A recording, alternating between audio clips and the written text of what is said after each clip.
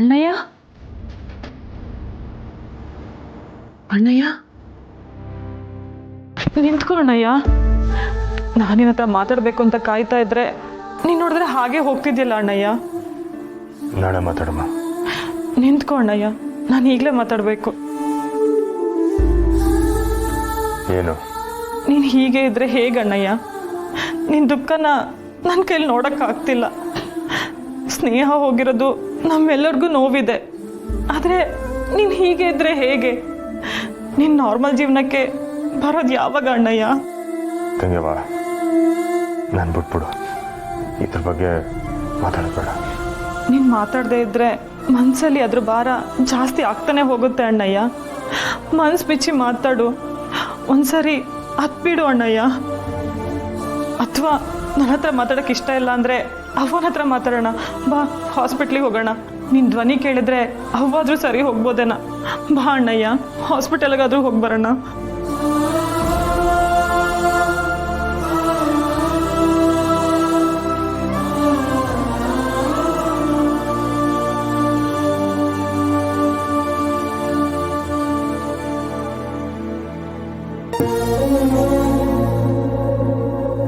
ಪಾಪಿ ನಾನು, ನನ್ನವ್ರನ್ನ ನನ್ನ ಕೈಲಿ ಉಳಿಸ್ಕೊಳಕ್ಕಾಯ್ತದ?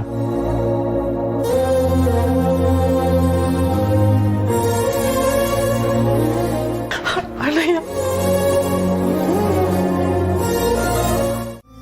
ಇರ್ಲಿ ಅಕ್ಕ, ಪರವಾಗಿಲ್ಲ, ನಾನು ಮಾಡ್ತೀನಿ ಬಿಡಿ. ಪರವಾಗಿಲ್ಲ ಅಕ್ಕ, ನಾನು ಇಲ್ಲಿದ್ದಾಗ ಇದನ್ನೆಲ್ಲ ಮಾಡ್ತಿದ್ದೆ. ಸುಮಾ 7 ತಿಂಗಳು ನೀವು ಇಲ್ಲೇ ಇದ್ರಿ ಅಂತ. ಹ್ಞೂ ಅಕ್ಕ. ಆಮೇಲೆ ಬೆಂಗಳೂರಿಗೆ ಹೋಗೋ ಕೆಲಸ ಬಂತು. ನಿಮ್ಮ ಬಗ್ಗೆ ತುಂಬ ಕೇಳಿದ್ದೀನಿ. ಸುಮಾ, ಅವ್ವ ಎಲ್ಲರೂ ನಿಮ್ಮ ಬಗ್ಗೆ ಹೇಳ್ತಾ ಇದ್ರು. ಒಂದ್ಸತಿ ನೀವು ಇಲ್ಲೇ ಇರಬೇಕು ಅಂತ ಫೀಲ್ ಮಾಡ್ಕೋತಾ ಇದ್ರು. ನೀವು ಬದುಕಿದಿರಿ ಅಂತ. ನನ್ನೇ ತಪ್ಪು. ಮೊದಲೇ ನಾನು ಇಲ್ಲಿಗೆ ಬರಬೇಕಿತ್ತು. ನಂಗೆ ಈಗ ಅನಿಸ್ತಾ ಐತೆ. ಅಕ್ಕ, ಈಗ ನಮ್ದೆಲ್ಲ ಬಿಟ್ಟು ಹೋಗ್ತಾರೆ ಅಂತ ನಾನು ಅಂದ್ಕೊಂಡಿರ್ಲಿಲ್ಲ ಅಕ್ಕ. ಅವ್ರು ನನ್ನ ಮೇಲೆ ತುಂಬ ಅಕ್ಕರೆಯಿಂದ ಇದ್ರು. ನಾವು ಯಾರು ಏನು ಅಂತ ಗೊತ್ತಿಲ್ಲದಲೇ ಇದ್ರು ನಮಗೆ ತುಂಬ ಸಹಾಯ ಮಾಡಿದ್ರು. ನೀವು ಈ ಸಮಯದಲ್ಲಿ ಅವನ ಜೊತೆ ಇರಕ್ಕೆ ಬಂದಿದ್ದು ಒಳ್ಳೇದಾಯಿತು.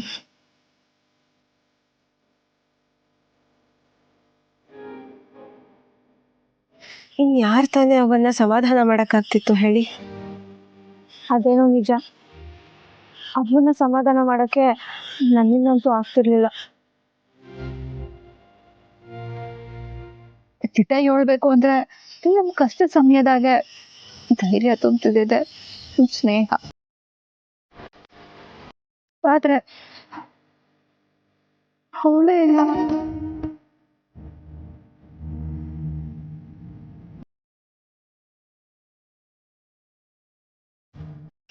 ನನಗೂ ಸ್ನೇಹಕ್ಕ ಹೇಳಿದ್ದಾರೆ, ನಾವು ಯಾವುದಕ್ಕೂ ಭಯ ಪಡಬಾರ್ದು, ಧೈರ್ಯವಾಗಿರ್ಬೇಕು ಅಂತ. ನನಗೆ ಅವಳ ಹೆಸರಿದೆಯಾ ಹೊರತು ಅವರಷ್ಟು ಧೈರ್ಯ ಇಲ್ಲ.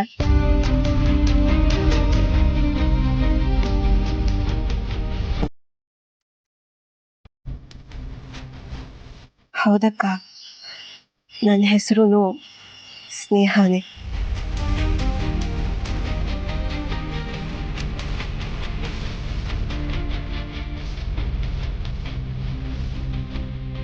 ಇಷ್ಟು ದಿನ ನಿಮ್ಮ ಹೆಸರು ಕೇಳಿದಾಗ ಹೇಳ್ದೇ ಇರೋದಕ್ಕೆ ಇದೇನಾ ಕಾರಣ?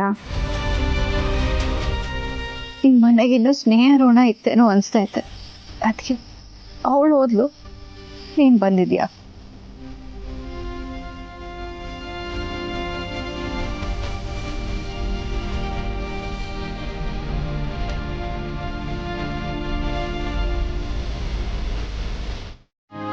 ಏನಾಯ್ತಪ್ಪ? ನಮ್ಮ ಕೈಲಾದಷ್ಟು ಸಾಂತ್ವನ ಹೇಳಿ ಹೀಗೇನೋ ಸಣ್ಣ ಪುಟ್ಟ 4-5 ಕೆಲಸಗಳನ್ನು ಮಾಡ್ತಾ ಸಹಾಯ ಮಾಡ್ಬೋದಷ್ಟೇ. ಆದರೆ ಇಲ್ಲೇ ಇರ್ತೀನಿ ಅನ್ನೋದು ನಂಗೆ ಯಾಕೋ ಸರಿ ಅನ್ನಿಸ್ತಿಲ್ಲಮ್ಮ.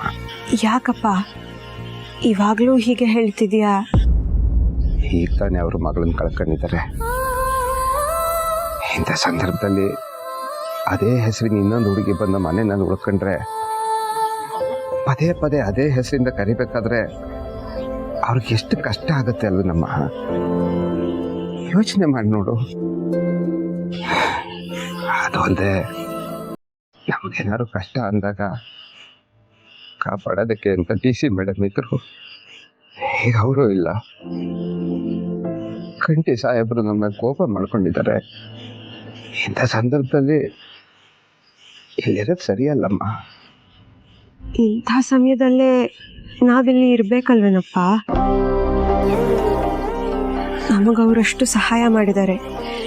ಈಗ ಅವರು ಸಂಕಟದಲ್ಲಿರ್ಬೇಕಿದ್ರೆ ನಾವು ನಮ್ಮ ಪಾಡಿಗೆ ಹೊರಟೋದ್ರೆ ಅದು ಸ್ವಾರ್ಥ ಆಗಲ್ವಾ? ನಾವೇನೋ ಇವರಿಗೆ ದೊಡ್ಡದಾಗಿ ಸಹಾಯ ಮಾಡ್ತೀವಿ ಅಂತ ಅಲ್ಲ, ನಾವು ಇವರಿಗೆ ಋಣ ಪಟ್ಟಿದ್ವಿ.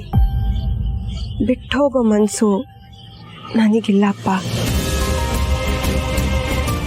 ಇಲ್ಲೇ ಇದ್ದು ನಮ್ಮಿಂದ ಎಷ್ಟಾಗುತ್ತೋ ಅಷ್ಟು ಇವರಿಗೆಲ್ಲ ಸಹಾಯ ಮಾಡಬೇಕು ಅಂತ ಅನ್ನಿಸ್ತಿದೆ.